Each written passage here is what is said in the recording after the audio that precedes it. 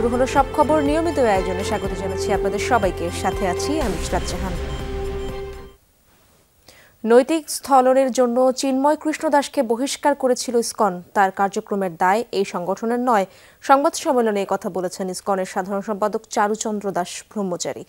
তিনি বলেন, চিন্ময়ের কার্যক্রমকে ইসকনের সাথে জড়িয়ে অনেকে সংগঠনের ভাবমূর্তি নষ্ট করার চেষ্টা করছে।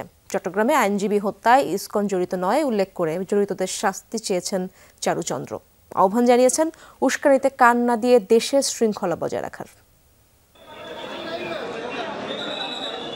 সনাতনী জাগরণ জোটের মুখপাত্র চিন্ময় কৃষ্ণ দাস গ্রেফতার হলে তৈরি হয় উত্তেজনা। উঠে আসে ইসকনের নাম। আইনজীবী সাইফুল ইসলাম আলিফ নৃশংস হত্যার শিকার হলে সংগঠনটি নিষিদ্ধ করার দাবি তোলেন অনেকে। বৃহস্পতিবার স্বামীবাগ প্রধান শাখায় নিজেদের ব্যাখ্যা তুলে ধরে ইসকন। আইনজীবী সাইফুল হত্যার ঘটনায় শোক জানান নির্বাহী সদস্যরা, দাবি করেন জড়িতদের দৃষ্টান্তমূলক শাস্তি। সাইফুল ইসলাম হত্যাকাণ্ডে যারা জড়িত আছে তাদের দৃষ্টান্তমূলক শাস্তি এই সরকার অবশ্যই নিশ্চিত করবেন। বলা হয়, ইসকনের সদস্য থাকা অবস্থায় চিন্ময়ের বিরুদ্ধে শিশু নিপীড়নের অভিযোগ ওঠে। এর প্রেক্ষিতে তাকে বহিষ্কার করা হয়। তার বিরুদ্ধে কিছু অভিযোগ আসছিল। অভিযোগ তদন্ত করার জন্য আমরা তাকে 3 মাস সময় দিয়েছিলাম। আমরা এই কথা বলাতে সে ওখান থেকে যায়নি এবং তারপরে আমাদের বিরুদ্ধে আরো কেস করেছে। তখন তাকে আবারও আমরা একেবারে সরাসরি বহিষ্কারের নির্দেশ দেওয়া হয়েছে। তারা অভিযোগ করেছিল যে আমাদের সাথে মিসবিহেভ হয়েছে। ওনাকে একটা টাইমলাইন আমরা বেঁধে দিয়েছিলাম যে এই সময়ের মধ্যে আপনাকে ওই মন্দির ছেড়ে অন্য জায়গায় চলে যেতে হবে, যাতে আমরা উইদাউট এনি ইনফ্লুয়েন্সে আমরা সেটা প্রপারলি ইনভেস্টিগেশন করতে পারি। কিন্তু তিনি আমাদেরকে কোঅপারেশন করেননি। চিন্ময়ের কার্যক্রমে সংগঠন কোনোভাবেই দায়ী নয় বলেও জানান ইসকনের সাধারণ সম্পাদক। চিন্ময় কৃষ্ণ দাস, চন্দন কুমার ধর ইসকন বাংলাদেশের মুখপাত্র নন, তাই তার বক্তব্য সম্পূর্ণ তার ব্যক্তিগত। অতএব লেরাজ গৌর দাস, স্বতন্ত্র গৌর দাস ও চিন্ময় কৃষ্ণ দাসের বক্তব্য এবং কৃতকর্মের জন্য ইসকন বাংলাদেশ কোনোভাবেই দায়ী নয়। ইসকনের দাবি, তাদের সঙ্গে সরকার বা রাজনৈতিক সংশ্লিষ্টতা নেই। একটি দেশের নাম জড়িয়ে ইচ্ছাকৃতভাবে ইসকনের বিরুদ্ধে অপপ্রচার চালিয়ে নিষিদ্ধের দাবি তোলা হচ্ছে বলেও অভিযোগ তাদের। ইসকন একটি আন্তর্জাতিক সংগঠন, তাদের নিজস্ব ব্যবস্থাপনা রয়েছে। কোনো দেশের সরকারি ব্যবস্থাপনা বা কোনো রাজনৈতিক দলের সাথে তারা কোনোভাবেই সম্পৃক্ত নয়। সারা পৃথিবী তার অপারেশন আছে। ভারতের প্রতিবেশী দেশ পাকিস্তানে আমাদের মন্দির রয়েছে। কোনো ধরনের উস্কানিতে কান না দিয়ে দেশের শৃঙ্খলা বজায় রাখার আহ্বান জানান ইসকনের নির্বাহী সদস্যরা। সুমাইয়া ঐশী, যমুনা নিউজ, ঢাকা।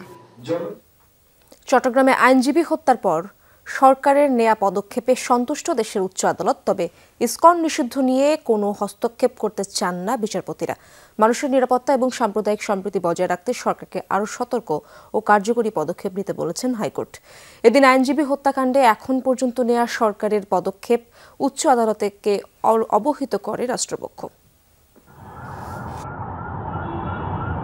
সকালে ইসকন নিষিদ্ধের আবেদনের উপর শুনানি হয় বিচারপতি ফারাহ মাহবুব ও বিচারপতি দেবাশিস রায় চৌধুরীর হাইকোর্ট বেঞ্চে। আবেদনকারী আইনজীবী নিজের যুক্তি তুলে ধরেন। বুধবার আদালত জানতে চেয়েছিল কি কি পদক্ষেপ নিয়েছে সরকার। বৃহস্পতিবার রাষ্ট্রপক্ষ সেগুলো তুলে ধরে। আদালত মামলা ও আসামির আটকের কথা শুনে সন্তুষ্টি প্রকাশ করেন। সরকারের পক্ষ থেকে যা যা পদক্ষেপ নেওয়া সবগুলোই নেওয়া হচ্ছে। আজকে আমরা আদালতকে তাই জানিয়েছি। টোটাল 3টি মামলা হয়েছে এই বিষয়গুলো নিয়ে এবং 76 জনকে আসামি করা হয়েছে, তার মধ্যে 33 জনকে গ্রেফতার করা হয়েছে এবং তদন্ত চলছে। ধন্যবাদ চট্টগ্রামের লোকজনকে বা সবাইকে যে তারা যে পরিমাণ সহনশীলতা দেখিয়েছেন এবং এখনও দেখাচ্ছেন। বিদেশে যতই প্রোপাগান্ডা ছড়ানো হোক, আমরা সবাই জানি সত্যটা কি। পরে আইনজীবী মনিরুদ্দিন ইসকন নিষিদ্ধে ফের মৌখিক আবেদন জানান। আদালত বলেন, হত্যা এবং সাম্প্রতিক পরিস্থিতি সরকার ভালোভাবেই নিয়ন্ত্রণে নিয়েছে, আর কোনো সংগঠন নিষিদ্ধ করা সরকারের বিষয়। এ নিয়ে আদালত অগ্রিম কোনো পদক্ষেপ নেবে না। আদালত 2টি বিষয়ে সরকারকে নজরে রাখতে বলেছেন: দেশের মধ্যে সম্প্রীতি বজায় রাখা এবং পার্শ্ববর্তী দেশের সাথে সুসম্পর্ক বজায় রাখা। কোর্ট বলছে যে বাংলাদেশে আমরা হিন্দু, বৌদ্ধ, খ্রিস্টান এবং যতটুকু ধর্মের অনুসারী আছে, আমরা প্রত্যেকটা অনুসারীরা খুব মিলেমিশে খুব সুন্দরভাবে বসবাস করতেছি। এবং হিন্দুদের ব্যাপারে আমি খুব ওনারা আমার বন্ধু, আমার ভাই, আমাদের ধর্মের বিধর্মী হতে পারে কিন্তু আমরা একসাথে মিলেমিশে আছি। কিন্তু ইসকনের মাধ্যমে ইন্ডিয়া তার প্রোপাগান্ডা বাস্তবায়ন করতে চাচ্ছে। এটা হচ্ছে আমাদের সবচেয়ে আবেগ এবং উদ্বেগ এবং চিন্তার বিষয়। এদিকে বিচারাঙ্গনে আইনজীবীদের নিরাপত্তাহীনতা ইস্যুতে সংবাদ সম্মেলন করে সুপ্রিম কোর্ট আইনজীবী সমিতি। দ্রুত ইসকন নিষিদ্ধ করে আইনজীবী সুরক্ষা আইন প্রণয়নের দাবি জানান নেতারা। ইসকন এবং ইসকনের সাথে একসাথে নাম ব্যবহার করে তারা কিন্তু এই ধরনের কর্মকাণ্ড চালাচ্ছে। ইভেন আমরা এটাও দেখেছি, ইসকনের একটা সমাবেশ হচ্ছে, সেখান থেকে জয় বাংলা বলে কিন্তু আপনার স্লোগান দেওয়া হচ্ছে। আইনজীবীদের সুরক্ষায় সরকারকে আরও জোর পদক্ষেপ নেওয়ার দাবি জানান আইনজীবীরা। মনিরুল ইসলাম, যমুনা নিউজ, ঢাকা। বৈষম্য বিরোধী ছাত্র আন্দোলনের আহ্বায়ক হাসনাত আব্দুল্লাহকে আবারও গাড়ি চাপা দিয়ে হত্যা চেষ্টা করা হয়েছে তোলা হলো এই অভিযোগ। সংগঠনের মুখ্য সংগঠক হান্নান মাসুদ বলেছেন, সমন্বয়কদের গাড়িতে একের পর এক দুর্ঘটনাকে নিছক দুর্ঘটনা ভাবার সুযোগ নেই, এগুলো উদ্দেশ্য প্রণোদিতভাবে গাড়ি চাপা দেওয়ার চেষ্টা। এসব ষড়যন্ত্র রুখে দিতে ছাত্র সমাজকে ঐক্যবদ্ধ থাকার আহ্বান জানিয়েছেন বৈষম্য বিরোধী ছাত্র আন্দোলনের নেতারা। রাজধানী যাত্রাবাড়ি ফ্লাইওভার থেকে নামার সময় টোল প্লাজায় বৈষম্য বিরোধী ছাত্র আন্দোলনের সমন্বয়ক হাসনাত আব্দুল্লাহকে বহন করা প্রাইভেট কারকে পেছন থেকে ধাক্কা দেয় একটি পিকআপ। এতে প্রাইভেট কারের পেছনের অংশ ক্ষতিগ্রস্ত হয়। বিষয়গুলো সন্দেহজনক ভাই, কারণ মাতুয়াইল একবার মারলো, তারপর গুলিস্তান একবার মারলো, গতকাল তো চিটাগাঙে বড় ঘটনা হইলই, তো এভাবে তো এগুলো সন্দেহজনক ভাই। এর আগে বুধবার আইনজীবী সাইফুলের দাফন শেষে লোহাগাড়া থেকে ফেরার পথে বৈষম্য বিরোধী ছাত্র আন্দোলনের গাড়িবহর দুর্ঘটনার কবলে পড়ে। সে ঘটনায় ট্রাকের চালক ও হেলপারকে গ্রেফতার দেখানো হয়েছে। থানার ওসি জানিয়েছেন, জিজ্ঞাসাবাদে এখন পর্যন্ত তেমন কোনো তথ্য পাওয়া যায়নি। তবে বৈষম্য বিরোধী ছাত্র আন্দোলনের মুখ্য সংগঠক হান্নান মাসুদ অভিযোগ করেছেন, উদ্দেশ্য প্রণোদিতভাবেই হাসনাত আব্দুল্লাহ ও সার্জিস আলমের গাড়িবহরে চাপা দেওয়ার চেষ্টা করা হয়েছে। চট্টগ্রাম থেকে তারা যখন ঢাকায় ফিরছিল, একটি ট্রাক তাদের গাড়িবহরে হামলা করে। সেই ট্রাকটা হামলা করার সময় পাশের বাইকগুলা তাদেরকে প্রতিরোধ করতে চেষ্টা করে, সেই বাইকগুলাকে আঘাত করে তারপরে গিয়ে গাড়িতে আক্রমণ করে। কালকে রাতের রেস্ট নিয়ে সকালবেলা আবার রওনা হয়েছে, যাত্রাবাড়ি ব্রিজের উপর আবার আরেকটি ট্রাক হাসনাত আব্দুল্লাহ গাড়িতে আক্রমণ করেছে। আমাদেরকে জানানো হয়েছে, আপনারা কয়েকজন মূল মেইন টার্গেটে আছেন, আপনাদেরকে সরিয়ে দেওয়া হবে।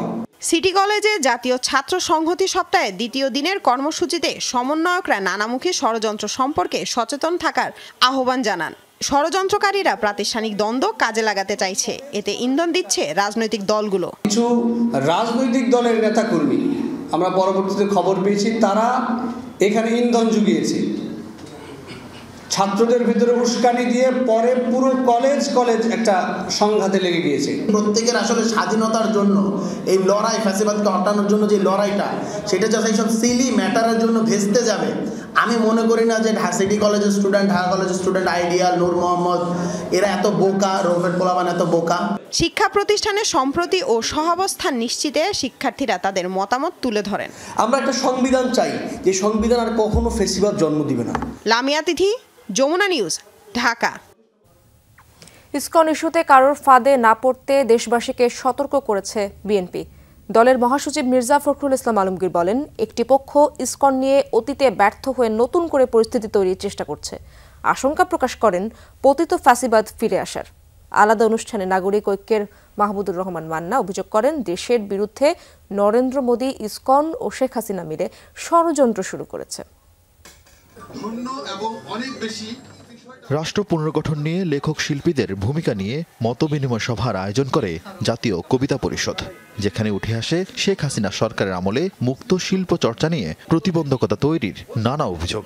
নির্বাচন হয়ে আমাদের কি হয়েছে, নির্বাচন তো বহুবার হয়েছে। জাতীয় প্রেস ক্লাবে আয়োজিত অনুষ্ঠানে আরও উঠে আসে আইনজীবী সাইফুল হত্যাকাণ্ড ও তার পরবর্তী ঘটনা প্রবাহ। বলেন, সম্প্রীতির নতুন উদাহরণ তৈরি করেছে চট্টগ্রামের মানুষ। পুরনো ফ্যাসিস্ট জমানায় ফিরে যাওয়ার কোনো সুযোগ নেই। আমরা রাষ্ট্র, সমাজ, সংবিধান এর একটা গণতান্ত্রিক পুনর্গঠনের মধ্য দিয়ে বাংলাদেশ সামনে হাঁটবে। এই দানবের এজেন্ডা জিতবে নাকি এই মানবের এজেন্ডা জিতবে, এই কম্পিটিশনে আপনাদের সক্রিয় সমর্থন আমি আশা করছি। বিএনপি মহাসচিব বলেন, কোনো বিভাজন নয়, সময় হয়েছে সবাইকে নিয়ে এগিয়ে যাওয়ার। কোনো হঠকারী সিদ্ধান্ত নিলে গোটা জাতি ক্ষতিগ্রস্ত হবে। এমন কোনো হঠকারিতা করব না যে হঠকারিতার মধ্য দিয়ে আমরা আবার অন্ধকারের মধ্যে চলে যাব। আজকে যখন আমার ভারতবর্ষের মিডিয়ার বিষয়গুলো দেখতে পাই, কাল রাতেই আমাকে কয়েকজন ফোন দিয়েছেন, তাদের একটাই মাত্র লক্ষ্য, প্রশ্ন যে ইসকনের ব্যাপারে আপনারা কি করছেন। এই প্রশ্নটা অত্যন্ত একেবারেই আপনার উদ্দেশ্য প্রণোদিত একটা অবস্থা তারা তৈরি করতে চায়। সে অবস্থা নিয়ে প্রথমবার ফেল করেছে, এখন আবার নতুন করে আবার সেই অবস্থা তৈরি করতে চায়। এটা আমাদেরকে সজাগ থাকতে হবে। রাজধানীতে আলাদা অনুষ্ঠানে নাগরিক ঐক্যের মাহমুদুর রহমান মান্না বলেন, বাংলাদেশ নিয়ে নানামুখী চক্রান্ত করছে ষড়যন্ত্রকারীরা। চোখ কান খোলা থাকবে, ইসকন যে কি করে আর মোদি যে কি করে তা তো জানি না। শেখ হাসিনাও বসে আছে, তাদের লোকজনও আছে, মিছিল হলেই সেখানে ছাত্রলীগকে পাওয়া যায়। শেখ হাসিনাকে আশ্রয় দেওয়াতে ভারতের সমালোচনা করে মান্না বলেন, এদেশের রাজনীতিতে আওয়ামী লীগের ফেরা প্রায় অসম্ভব। আরিফিন শাকিল, যমুনা নিউজ, ঢাকা। ছাত্র জনতার অভ্যুত্থানের পরেও গণমাধ্যমের উপর আক্রমণ নিয়ে কথা বলা দুর্ভাগ্যজনক বলে মন্তব্য করেছেন বিএনপি মহাসচিব মির্জা ফখরুল ইসলাম আলমগীর। বলেন, যে কোনো মূল্যেই সংবাদপত্র ও ভোটের স্বাধীনতা রক্ষা করতে হবে।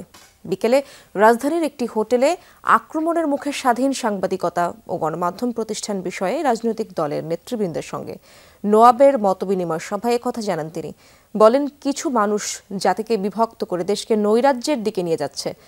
দ্য ডেইলি স্টারের সম্পাদক ও প্রকাশক মাহফুজ আনাম বলেন, স্বাধীন সাংবাদিকতা হুমকির মুখে। এই অবস্থায় রাজনৈতিক দলগুলোর সাহায্য দরকার। জানান, গণতন্ত্রীকরণের প্রক্রিয়ার পাশাপাশি থাকবে গণমাধ্যম। নোয়াব সভাপতি একে আজাদ বলেন, কর্মসূচির নামে পত্রিকা অফিস ঘেরাও বিশৃঙ্খলা সৃষ্টি কোনোভাবেই গ্রহণযোগ্য নয়।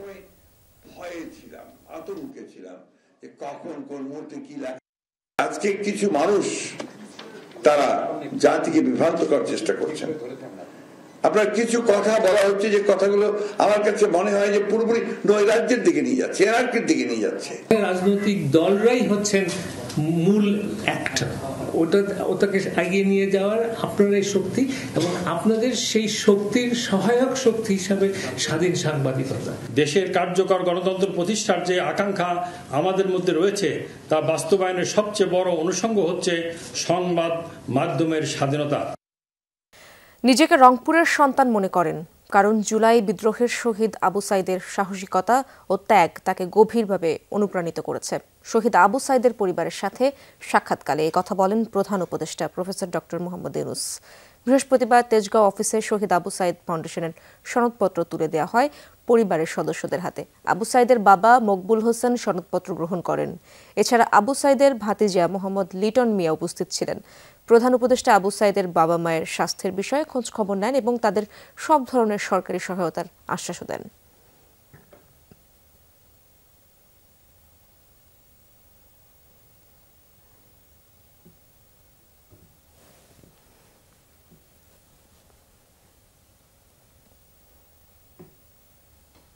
জনগণ আর্থিক স্বস্তি না পেলে কোনো সংস্কারের উদ্যোগই কাজে আসবে না। তাই দ্রুত সরকারকে আগামীর কর্মপরিকল্পনা স্পষ্ট করার তাগিদ দিয়েছেন অর্থনীতিবিদ ডক্টর দেবপ্রিয় ভট্টাচার্য। তার প্রশ্ন, দুর্নীতির মাধ্যমে অর্জিত সম্পদ কেন বাজেয়াপ্ত হচ্ছে না? অর্থনীতির গতি প্রকৃতি নিয়ে এক সেমিনারে বলা হয়, আগামী 6 মাস দেশের অর্থনীতির জন্য খুবই স্পর্শকাতর। মূল্যস্ফীতি নিয়ন্ত্রণে এনে দ্রুত রিজার্ভ না বাড়ানো গেলে সংকট বাড়বে। করোনা সংক্রমণের পর 10% উপরে মূল্যস্ফীতি দেখেছে বিশ্বের 70টি দেশ। তবে সঠিক নীতি গ্রহণের পর 49টি দেশ বেরিয়ে এলেও সেই তালিকায় নেই বাংলাদেশের নাম। এখনও খাদ্য মূল্যস্ফীতি 12 ভাগের বেশি।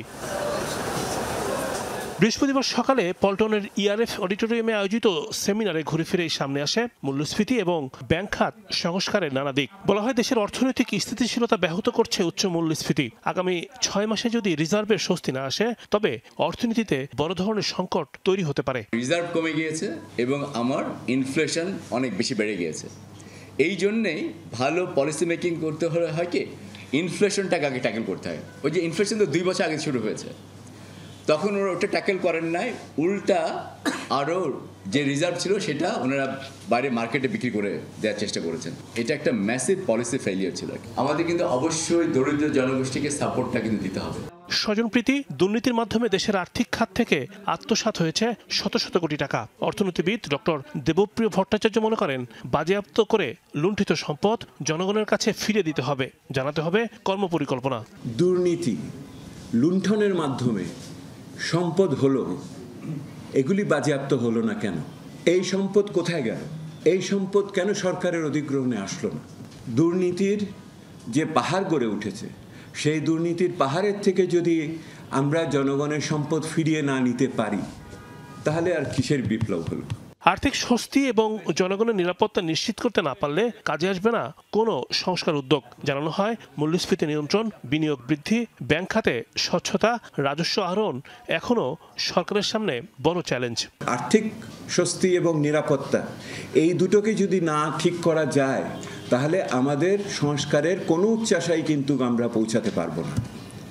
এবং সেই সংস্কারের উচ্চাশায় পৌঁছাতে না পারলে পরে আমরা নির্বাচনের যে চরম লক্ষ্যকে নিয়ে আসছি, সেটার ক্ষেত্রেও বড় ধরনের বিভ্রান্তি বা সমস্যা সৃষ্টি হওয়ার আশঙ্কা থেকে যাবে। আগামী রবিবার প্রধান উপদেষ্টার কাছে হস্তান্তর করা হবে অর্থনৈতিক শ্বেতপত্র প্রতিবেদন। বাজেট স্ক্রিপ্ট সেটা যাতে একটু আগে দেওয়া হয় ড্রাফট ফর্মে, সিটিজেন বাজেটটাকে আরো কিভাবে ইনফরমেটিভ এবং নন টেকনিক্যাল ওয়েতে জনগণের জন্য দেওয়া যায়। রিমন রহমান, যমুনা নিউজ, ঢাকা। তত্ত্বাবধায়ক সরকার প্রথা বাতিল করে সংবিধানের পঞ্চদশ সংশোধনী অতি দ্রুত বাতিল করা উচিত বলে মন্তব্য করেছেন নির্বাচন কমিশন সংস্কার কমিশনের প্রধান বদিউল আলম মজুমদার। দুপুরে হাইকোর্টে পঞ্চদশ সংশোধনী বাতিল চেয়ে রিটের শুনানি শেষে সাংবাদিকদের তিনি কথা বলেন। বদিউল আলম মজুমদার ও তার আইনজীবী ডক্টর শরীফ ভুইয়া আদালতের কাছে দ্রুত শুনানি শেষ করে একটি সিদ্ধান্তে আসার প্রার্থনা করেন। আদালত তাদের আবেদনে ইতিবাচক সাড়া দেন। শুনানি শেষে সাংবাদিকদের রিটের আবেদনকারী বদিউল আলম মজুমদার বলেন, পঞ্চদশ সংশোধনী পদ্ধতিগতভাবে ত্রুটিপূর্ণ এবং এটি সংবিধানের মূল নীতির বা কাঠামোর পরিপন্থী। মন্তব্য করেন, এই সংশোধনী সংবিধানকে ভুলণ্ঠিত করেছে। পঞ্চদশ সংশোধনী পদ্ধতিগত ত্রুটির কারণে অসাংবিধানিক, এবং আরেকটা কারণে পঞ্চদশ সংশোধনী সংবিধানের মূল কাঠামো বা বেসিক স্ট্রাকচারের পরিপন্থী। এই রায়ের অপেক্ষা থাকবে না, তবে আমরা আশাবাদী যে আমরা আদালত থেকে প্রতিকার পাব। মুক্তিযুদ্ধের সময় যেমন জাতীয় ঐক্য তৈরি হয়েছিল, জুলাই বিপ্লবেও জনগণের মধ্যে তেমন ঐক্য তৈরি হয়েছে, এমন মন্তব্য করেছেন জাতীয় পার্টির চেয়ারম্যান জি.এম. কাদের। বলেন, দেশের সংবিধানের জন্য বিগত সরকার দানব হয়ে উঠেছিল। আমাদের সংবিধান দানব সৃষ্টি করছে এবং আমাদের রাজনীতিবিদরা, আমাদের লজ্জার বিষয় হলো আমরা এটাকে গণমুখী না করে অন্যান্য দেশে গণমুখী করা হয়, আমরা কেন্দ্রীভূত করেছি। যখনই সরকারে গেছি, সরকারের ক্ষমতা বাড়িয়েছি, সরকারের প্রধানের ক্ষমতা বাড়িয়েছি, সেটার থেকে বিভিন্নভাবে ফায়দা লোটার চেষ্টা করেছি। এই কারণেই সংবিধান সংশোধনের প্রশ্ন আসে। সোহরাওয়ার্দী উদ্যানে স্বাধীনতা স্তম্ভ নির্মাণ প্রকল্পের আওতায় শাহবাগ থানা নির্মাণের প্রস্তাব অনুমোদন দিয়েছে উপদেষ্টা পরিষদ বিভাগ। বিকেলে সচিবালয়ে 14তম উপদেষ্টা পরিষদের সভায় এই সিদ্ধান্ত হয়েছে বলে জানিয়েছেন মন্ত্রিপরিষদ সচিব খন্দকার আনোয়ারুল ইসলাম। এ সময় তিনি বলেন, যত সম্ভব ছোট জায়গা নিয়ে থানা করার পাশাপাশি শাহবাগের ফুলের মার্কেটটি পুনর্বিন্যাস করা হবে। এর আগে সাকুরা বারের কাছাকাছি শাহবাগ থানা স্থানান্তরের যে কথা উঠেছিল, সেটি বাস্তবায়ন হচ্ছে না, কারণ উপদেষ্টা পরিষদ মনে করছে সেটি কার্যকর হবে না। উপদেষ্টা পরিষদ পরিদর্শন করে শাহবাগ থানার জায়গা ঠিক করবেন বলে জানান মন্ত্রিপরিষদ সচিব। বলেন, ঐতিহাসিক স্থাপনাগুলো যেন ক্ষতিগ্রস্ত না হয় সেটি গুরুত্ব দিয়েই সিদ্ধান্ত নেওয়া হচ্ছে। এছাড়া উপদেষ্টা পরিষদের সভার সিদ্ধান্ত অনুযায়ী জুলাই আগস্ট ছাত্র জনতার গণ অভ্যুত্থানের উপর আন্তর্জাতিক মানের তথ্যচিত্র নির্মাণ করবে বাংলাদেশ টেলিভিশন বলেও জানান তিনি। এখন যেখানে থানা হিসেবে ব্যবহার হচ্ছে যে জায়গাটা, সেই জায়গাটার অস্বাস্থ্যকর, ওখানে ফুলের যে মার্কেটটা আছে, সেই মার্কেটটাও একটু পুনর্বিন্যাস করার চেষ্টা করা হবে এই প্রকল্পের আওতায়। উপদেষ্টারা কয়েকজন মিলে সরেজমিন দেখবেন। সোহরাওয়ার্দী উদ্যানের নান্দনিক, ঐতিহাসিক এবং প্রাকৃতিক একটা পটভূমি আছে, সেগুলি যেন রক্ষা করা যায় সেটা লক্ষ্য করে তারা সিদ্ধান্ত নেবেন। স্বৈরশাসন চালাতে শেখ হাসিনার স্পষ্ট মদদে পিলখানায় অফিসারদের হত্যা করা হয়েছে, এমন অভিযোগ করেছেন হত্যাকাণ্ডের শহীদ পরিবারের সদস্যরা। 2 সপ্তাহের মধ্যেই আন্তর্জাতিক অপরাধ ট্রাইব্যুনালে শেখ হাসিনা, তাপস, পরশ, নানক সহ অপতথ্য দেয়া সাংবাদিকদের বিরুদ্ধে অভিযোগ দেবেন তারা। সেনা শহীদ দিবস জাতীয় শহীদ দিবস হিসেবে পালন করতে হবে। ইন্ডিয়া সরাসরি জড়িত, তারা এখনো জড়িত, আজও জড়িত, গতকালও জড়িত। ইসকন বা এই ধরনের যে ঘটনা, সব কিছুর পিছনে ইন্ডিয়া জড়িত। আতঙ্কে দিন কাটছে ডোনাল্ড ট্রাম্পের নবগঠিত মন্ত্রিসভার সদস্যদের। লাগাতার পাচ্ছেন বোমা হামলা এবং হত্যার হুমকি। বুধবার বিষয়টি নিশ্চিত করেছেন ট্রাম্পের মুখপাত্র ক্যারোলিন লিয়াভিট। জানিয়েছেন মঙ্গল ও বুধবার টানা দুদিন বিভিন্ন হুমকি ধামকির ফোন কল পেয়েছেন অন্তত ৯ সদস্য, যাদের মাঝে রয়েছে প্রতিরক্ষা বিভাগ, আবাসন মন্ত্রণালয়, কৃষি মন্ত্রণালয় এবং জাতিসংঘে যুক্তরাষ্ট্রের রাষ্ট্রদূত হিসেবে ট্রাম্পের পছন্দের সদস্যরা। হুমকির পেছনে কে বা কারা জড়িত সেটি অনুসন্ধানে তদন্ত করছে মার্কিন গোয়েন্দা সংস্থা FBI। যুদ্ধবিরতি কার্যকরের পরদিন লেবাননের নাগরিকদের লক্ষ্য করে গুলি ছোড়ার অভিযোগ উঠেছে ইসরায়েলি সামরিক বাহিনীদের সদস্যদের বিরুদ্ধে। লেবাননে রাষ্ট্রীয় সংবাদ সংস্থা ন্যাশনাল নিউজ এজেন্সি জানায়, দেশটির মার্কাবা এলাকায় তেল আবিবের সেনাদের গুলিতে 2 লেবানিজ আহত হয়েছে। আহতদের হাসপাতালে নেওয়া হয়েছে বলে জানিয়েছে সংবাদ সংস্থাটি। এর আগে মঙ্গলবারও লেবাননে অবস্থানরত ইসরায়েলি সেনাদের বিরুদ্ধে গুলি ছোড়ার অভিযোগ ওঠে। বিভিন্ন সংবাদ মাধ্যম জানায়, নিজ বাড়িতে ফেরার পথে দক্ষিণ লেবাননের সাধারণ মানুষের ওপর গুলি ছোড়ে নেতানিয়াহুর সেনারা। দেশি বিদেশি সামরিক কর্মকর্তাদের কৌশলগত দক্ষতা বৃদ্ধি ও আন্তর্জাতিক সহযোগিতা উন্নয়নে গুরুত্বপূর্ণ ভূমিকা পালন করছে সামরিক বাহিনী কমান্ডো ও স্টাফ কলেজ। প্রতিষ্ঠানটির গ্র্যাজুয়েশন অনুষ্ঠানে সেনাপ্রধান এমনটাই জানিয়েছেন। কোর্সে অংশগ্রহণকারীরা জানান, পেশাগত দক্ষতা বৃদ্ধি ও আন্তদেশীয় সংস্কৃতি বিনিময়ে কাজে দেবে। মিরপুর সেনানিবাসে সামরিক বাহিনী কমান্ড ও স্টাফ কলেজ গ্র্যাজুয়েশনের সনদ বিতরণ অনুষ্ঠান। এবারের কোর্সে অংশ নেন দেশ বিদেশের 267 জন প্রশিক্ষণার্থী। এর মধ্যে বাংলাদেশের সশস্ত্র বাহিনী ও পুলিশ সহ 210 জন এবং বিদেশি 57 জন। তাদের মাঝে সনদ বিতরণ করেন সেনাবাহিনী প্রধান জেনারেল ওয়াকারুজ্জামান। কোর্সে অর্জিত প্রজ্ঞা, সংকল্প ও পরিকল্পনাকে জাতির অগ্রগতিতে কাজে লাগানোর পরামর্শ দেন সেনাপ্রধান।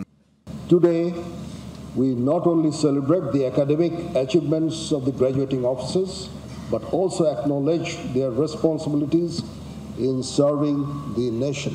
This effective training has equipped them not only with tactical proficiency, but also with the capacity to make sound and prudent decisions at critical times. প্রশিক্ষণার্থীরা জানান, এই কোর্সের মাধ্যমে তারা পেশাগত দক্ষতা বৃদ্ধি ও আন্তদেশীয় সংস্কৃতি বিনিময় জোরদার করতে পেরেছেন। This exposure with regard to the analytical thinking and operational planning. শুধুমাত্র পেশাগত দায়িত্ব নয়, এছাড়া ব্যক্তিগত এবং সামাজিকভাবেও এর একটি বিশেষ অবদান প্রদান করে। Defense and Service Staff College has given me a great opportunity to better myself in both academia and military operations capabilities. এই কোর্সটি শুধুমাত্র একটি প্রশিক্ষণই নয়, বরং এটি একটি পরিবর্তনের সূচনা করে। এছাড়া বিশ্লেষণাত্মক ও কৌশলগত সক্ষমতা বৃদ্ধিও করতে পেরেছেন এই কোর্সের মাধ্যমে। দেশ সেবা ও জাতির সেবায় নিবেদিত প্রাণ হিসেবে কাজ করার আত্মপ্রত্যয় সেটিকে আরও দৃঢ় করে। আইন শৃঙ্খলা রক্ষার ক্ষেত্রে, অপরাধ নিয়ন্ত্রণের ক্ষেত্রে এই যে বিভিন্ন স্ট্র্যাটেজি এবং জয়েন্টনেস আমি শিখতে পেরেছি, এটা আমি আশা করি অবশ্যই আমার এটা কাজে লাগবে। নেতৃত্বের দক্ষতা বৃদ্ধির পাশাপাশি বিশ্লেষণ ক্ষমতা এবং কৌশলগত চিন্তা করার দক্ষতাকে বৃদ্ধি করেছে। I have learned a lot. I feel like this course has equipped me with so much knowledge. The motto of a college is knowledge is power, and that I will pursue for the rest of my career in the South African National Defence Force. প্রতিষ্ঠা লগ্ন থেকে DSC, SC থেকে এ পর্যন্ত সর্বমোট 6503 জন graduation সম্পন্ন করেছেন। এর মধ্যে 1407 জন বিদেশি সশস্ত্র বাহিনীর কর্মকর্তা। আহমেদ রেজা, যমুনা নিউজ, ঢাকা। সাম্প্রতিক অস্থিতিশীল পরিবেশ সৃষ্টির পেছনে ইন্ধনদাতা আছে, তাদের ধরতে কাজ করছে সেনাবাহিনী। 13 নভেম্বর থেকে বিভিন্ন অনাকাঙ্ক্ষিত ঘটনায় এ পর্যন্ত 228 জন মাদক ব্যবসায়ী ও অন্যান্য ঘটনায় 1328 জনকে দেশের বিভিন্ন জায়গা থেকে গ্রেপ্তার করেছে সেনাবাহিনী। দুপুরে রাজধানীর বনানীর সেনা সদরে এক প্রেস ব্রিফিংয়ে এসব জানান military operations directorate colonel staff colonel Intekhab Haider Khan. তিনি বলেন, গত 2 সপ্তাহে এসব ঘটনায় 24টি অবৈধ অস্ত্র ও 365 রাউন্ড গোলাবারুদ উদ্ধার করেছে সেনাবাহিনী।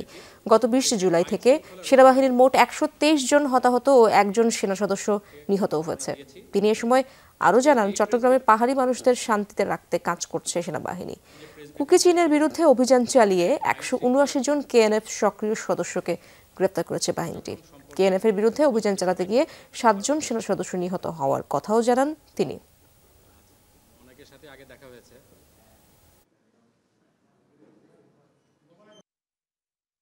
ছাত্ররা, শ্রমজীবী, কর্মজীবী, সাধারণ মানুষ যারা আছেন প্রত্যেকেই তার নিজ নিজ জায়গায় থেকে আমরা দেশটাকে কোথায় দেখতে চাই এবং সেখানে আমার নিজের কি দায়িত্ব সেটা বুঝবেন। এবং প্রথমত এই ধরনের যখন সেটা সোশ্যাল মিডিয়া হোক বা অন্য কোনো যে কোনো মাধ্যমে হোক, যখন এই ধরনের কোনো ইন্ধন জাতীয় বিষয় তাদেরকে ইনস্টিগেট করার চেষ্টা হবে, তারা যাচাই করবেন যে আসলে ঘটনাটা হয়েছে কিনা। যথাযথ পদোন্নতি পে কমিশন গঠন করে বেতন বৈষম্য দূর করা সহ 9 দফা দাবিতে সমাবেশ করেছে সচিবালয় কর্মকর্তা কর্মচারী সংযুক্ত পরিষদ। দাবি আদায়ে আগামী বুধবার মহাসমাবেশের ঘোষণা দিয়েছেন কর্মচারী নেতারা। সকালে সচিবালয়ের বাদামতলায় কর্মকর্তা কর্মচারী সংযুক্ত পরিষদ আয়োজিত সমাবেশে তারা এসব দাবি জানান। বলেন 20টি গ্রেডের পরিবর্তে 10টি বেতন গ্রেড নির্ধারণ করে 50% মহার্ঘ ভাতা বাস্তবায়ন করতে হবে। আগের মতো শতভাগ পেনশন গ্র্যাচুইটি প্রথা চালু ও টাইম স্কেল ও সিলেকশন গ্রেড চালুরও দাবি করেন তারা। চাকরির বয়সসীমা 3 বছর বাড়িয়ে 62 বছর নির্ধারণেরও দাবি জানানো হয়। সময় দাবি বাস্তবায়নে গড়িমসি ও দুর্ব্যবহারের অভিযোগে এক যুগ্ম সচিবের অপসারণের দাবিও জানান কর্মচারী নেতারা। সাফ জয়ী নারী ফুটবল দলের খেলোয়াড় ঋতুপর্ণা চাকমাকে সংবর্ধনা দিয়েছে রাঙামাটির কাউখালী উপজেলা বিএনপি। দুপুরে ঋতুপর্ণার নিজ এলাকা ঘাগড়ার মগাছড়ি থেকে বের করা হয় বর্ণাঢ্য মোটর শোভাযাত্রা। প্রধান সড়ক ঘুরে ঘাগড়া ইউনিয়ন পরিষদ মিলনায়তনে গিয়ে শেষ হয় শোভাযাত্রাটি। সেখানে কৃতি ফুটবলার ঋতুপর্ণাকে ফুল দিয়ে বরণ করে নেওয়া হয়। পরে সম্মাননার স্মারক, ক্রেস্ট ও নগদ অর্থ উপহার দেওয়া হয় তাকে। এছাড়া তাদের স্থানীয় কোচ বীরসেন চাকমা ও সুইহালামং মার্মাকেও সংবর্ধনা দেওয়া হয়। ঋতুপর্ণার পরিবারের পাশে থাকারও আশ্বাস দেন বিএনপি নেতারা। মহাসড়কে পণ্যবাহী গাড়িতে ডাকাতি ও লুটতরাজ বন্ধে কঠোর পদক্ষেপের দাবি জানিয়েছেন পরিবহন মালিক শ্রমিকরা। সিএমইউজে মিলনায়তনে সংবাদ সম্মেলনে তারা মহাসড়কে আন্তঃজেলা ডাকাতদের দৌরাত্ম্য বেড়ে যাওয়ায় উদ্বেগ জানান। সবশেষ গত 14 নভেম্বর চট্টগ্রাম থেকে টাঙ্গাইল যাওয়ার পথে সুমন ট্রান্সপোর্ট এজেন্সির খাদ্য বোঝাই গাড়ি ডাকাত লুট করে বলে জানান তারা। লুণ্ঠিত মালামাল উদ্ধার এবং মহাসড়কে নিরাপত্তা নিশ্চিত করার দাবি জানান পরিবহন মালিক ও শ্রমিক নেতারা। গত আওয়ামী লীগ সরকারের এমপি ও নেতাদের সহযোগীদের বিরুদ্ধে ব্যক্তি মালিকানাধীন পাহাড় দখল চেষ্টার অভিযোগ এনে চট্টগ্রামে সংবাদ সম্মেলন করেছে ভুক্তভোগী এক পরিবার। নগরীর দামপাড়ায় ম্যানোলা হিলে সংবাদ সম্মেলনে তারা অভিযোগ করেন 2 বছর আগে 2022 সালের 21শে জুন মধ্যরাতে তৎকালীন এমপি ও ওয়ার্ড কাউন্সিলরের সহযোগিতায় সশস্ত্র সন্ত্রাসীরা তাণ্ডব চালায়। মালামাল লুট এবং পাহাড় চূড়ায় বসবাসরত পুরো পরিবারকে বের করে দেয়। 5 আগস্টের পর ভুক্তভোগীরা ফিরে এলেও এখন আবার পাহাড়টি দখলের অপচেষ্টা এবং হুমকি দেওয়া হচ্ছে বলে অভিযোগ করে পরিবারটি। বঙ্গবন্ধু শেখ মুজিব মেডিকেল বিশ্ববিদ্যালয়ে অনুষ্ঠিত হয়ে গেল জিডিএম বিষয়ক সেমিনার। সকালে বিএসএমএমইউতে gestational diabetes modern operators 2 diagnosis and treatment বিষয়ক সেমিনারের আয়োজন করা হয়। মূলত এটি গর্ভকালীন ডায়াবেটিস নিয়ে আলোচনা করা হয়। এতে মা এবং ভ্রূণের জীবন রক্ষায় কি পদক্ষেপ নেওয়া দরকার সেটি তুলে ধরেন বক্তারা। সেমিনারে কৌশলগত সহযোগিতা ও বৈশ্বিক চ্যালেঞ্জ মোকাবেলার জন্য উদ্ভাবনী সমাধান তৈরির প্ল্যাটফর্ম প্রদান করে। এই সিএমই সেমিনারে জিডিএম এর আধুনিক নির্ণয়, স্ক্রিনিং এবং ব্যবস্থাপনার বিষয় নিয়েও আলোচনা করা হয়। আবাসন নির্মাতা প্রতিষ্ঠান মেগা বিল্ডার্স লিমিটেড 3 দিন ব্যাপী আবাসন মেলার আয়োজন করেছে। রাজধানীর বনানীতে মেগা বিল্ডার্সের প্রধান কার্যালয়ে এই মেলা চলবে 28 নভেম্বর থেকে 30 নভেম্বর পর্যন্ত। সকাল 10টায় শুরু হয়ে মেলা শেষ হবে রাত 8টায়। মেলা উপলক্ষে প্রতি প্লটে বুকিং দিলেই 2 লক্ষ টাকা পর্যন্ত ছাড়ের ঘোষণা দেওয়া হয়েছে। এছাড়া মেলা চলাকালীন সময়ে ডাউন পেমেন্টে থাকছে আকর্ষণীয় পুরস্কার ও মূল্য ছাড়। মেলার উদ্বোধন করেন মেগা বিল্ডার্সের সিইও শাহ আরিফ বিন হাবিব। নাটোর লালপুরে রেল লাইনে ফাটল দেখা দেওয়ায় ধীর গতিতে চলছে ট্রেন। রেল কর্তৃপক্ষ জানিয়েছে দুপুরে আজিমনগর স্টেশন ও আবদুল্লাপুর জংশনের মাঝামাঝি বিহারীপাড়া রেলগেটের ডাউন লাইনে ফাটল দেখা দেয়। এরপর থেকে সেই লাইন দিয়ে ধীর গতিতে চলছে ট্রেন, তবে স্বাভাবিক রয়েছে চলাচল। এরই মধ্যে ফাটল দেখা দেওয়া অংশ মেরামতে কাজ চলছে বলে জানিয়েছে রেলওয়ে।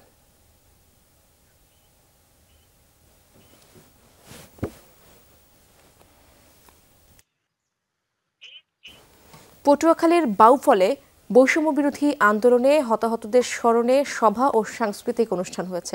সকালে বাউফল সরকারি কলেজে এই অনুষ্ঠানের আয়োজন করে কলেজ কর্তৃপক্ষ। কোরআন তেলাওয়াত ও দোয়ার মধ্য দিয়ে শুরু হয় মূল আনুষ্ঠানিকতা। এ সময় কলেজের অধ্যক্ষ এবং অন্যান্য শিক্ষক সহ আন্দোলনের বিভিন্ন বিষয় তুলে ধরে বক্তব্য দেন শিক্ষার্থীরা। পরে জুলাই আগস্টের গণঅভ্যুত্থান নিয়ে সাংস্কৃতিক অনুষ্ঠান শুরু হয়। এতে কবিতা আবৃত্তি, সঙ্গীত পরিবেশন সহ নানা বিষয় নিয়ে আলোচনা হয়।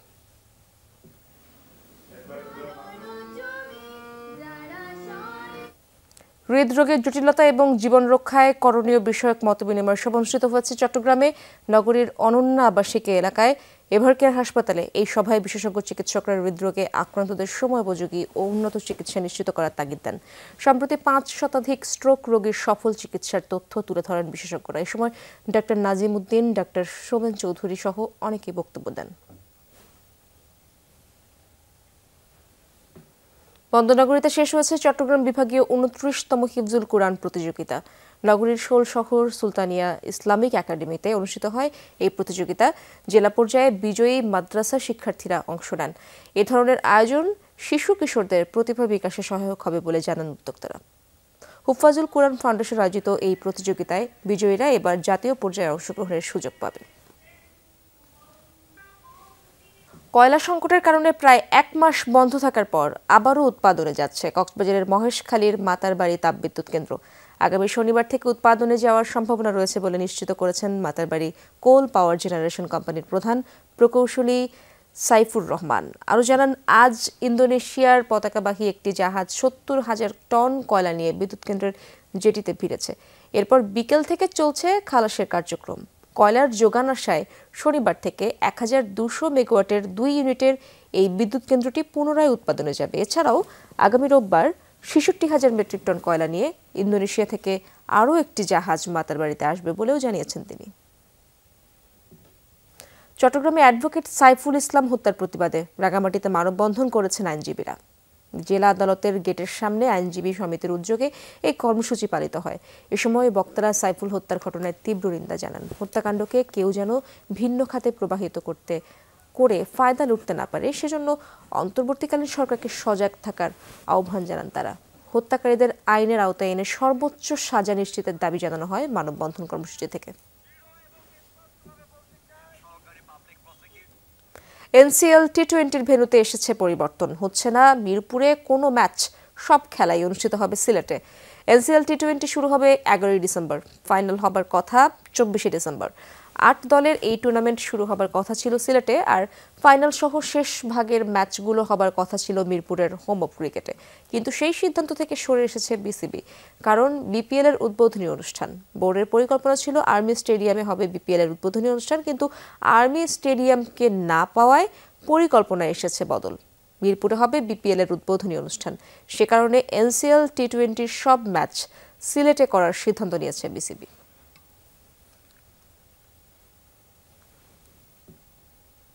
দর্শক, এই ছিল আজকের সব খবরের আয়োজনে। এতক্ষণ সাথে থাকার জন্য ধন্যবাদ সবাইকে।